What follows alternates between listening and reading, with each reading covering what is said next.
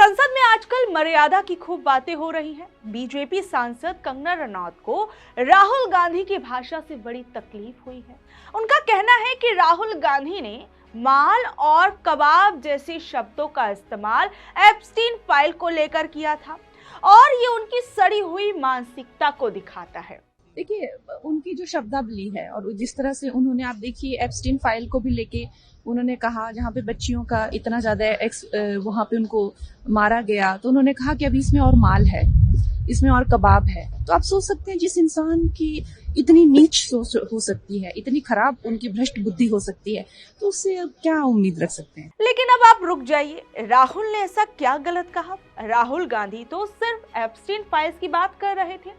उन्होंने कहा कि अभी बहुत कुछ बाहर आना बाकी है। अब सवाल तो उठेगा ही कि आखिर इस बदनाम फाइल में और किसका नाम आना बाकी है? क्या राहुल का सच बोलना गलत है? एप्स्टाइन फाइल्स में अभी और माल है, वो अभी रिलीज नहीं हुआ है, इसीलिए इस दबाव में आकर एप्स्टाइन फाइल्स में जो पूरा देश जानना चाहता है, मगर अभी अमेरिका ने रिलीज नहीं किया है। और दूसरा जो अदानी जी पर केस है, जो एक्चुअली मोदी जी पर केस है, क्योंकि वो बीजेपी का फाइनेंशियल स्ट्रक्चर है, मोदी जी का फाइनेंशियल स्ट्रक्चर है, तो ये दो प्रेशर पॉइंट्स हैं।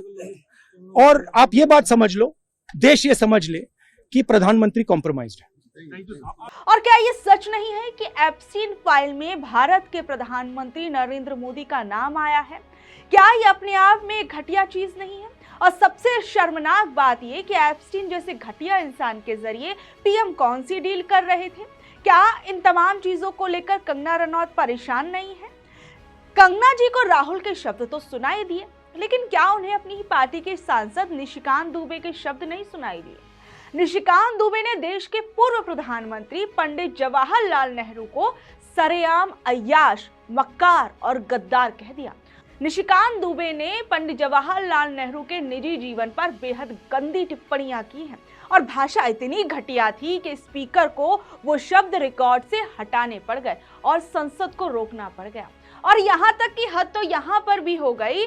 सबसे बड़ी बात तो यहाँ पर आप ये देखिए कि एक किताब को लेकर राहुल गांधी को संसद के अंदर बार बार बोलने से रोका गया, वहीं निशिकांत दुबे एक किताब के जरिए पंडित जवाहरलाल नेहरू को लेकर तरह तरह की गंदी और भद्दी शब्दों का इस्तेमाल कर रहे थे। तब किसी को कोई तकलीफ नहीं हुई, तब ये संसद के नियमों के खिलाफ नहीं गया। मर्यादा का पाठ सिर्फ क्या विपक्ष के लिए है?